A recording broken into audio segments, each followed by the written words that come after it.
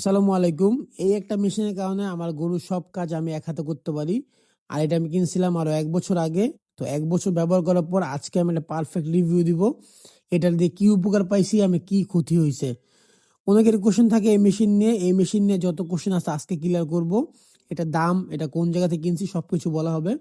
এই একটা মেশিন দিয়ে আপনি আপনার গরুর ঘরে সব কাজ করতে পারবেন। গরুকে গোসল করানো, গরুর রুম পরিষ্কার করা সবকিছু। এই মেশিনটা ব্যবহার করে কি, কি লাভ পাইছি সেটা আমি বলি।